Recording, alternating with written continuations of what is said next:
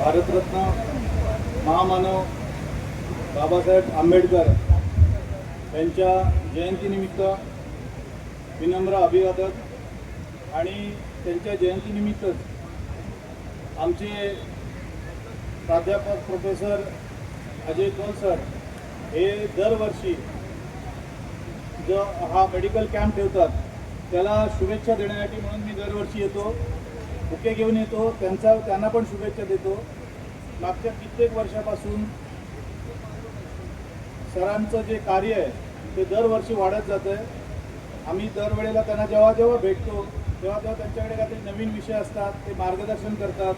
माझ्या राजकीय कारकिर्दीत पण त्यांनी मला वाटतं जेवढी बहुमूल्याची मदत मला केलेली आहे आणि महाराष्ट्र नवनिर्माण सेना म्हणून आम्ही जेव्हा त्यांच्याकडे येतो तेव्हा ते आपल्या सढळ हस्ते मदत करतात। जिथे जिथे सामाजिक विषय असतो तिकडे अजय सरांचं मार्गदर्शन बहुमूल्य असतं।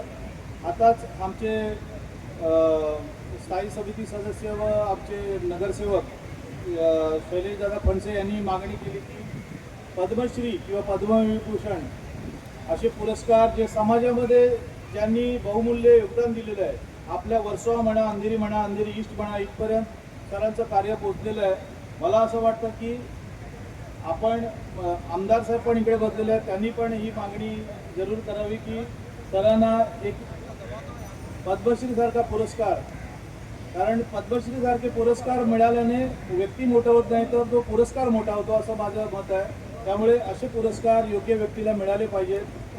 ज्या वेळेला अजय सर किंवा त्यांचे जे कार्यकर्ते आहेत असे चांगले समाजाला उपयोगी असलेले कॅम्प ठेवतात, त्या वेळेला महाराष्ट्र नवनिर्माण सेना म्हणून आम्ही तिथे उपस्थित असतो।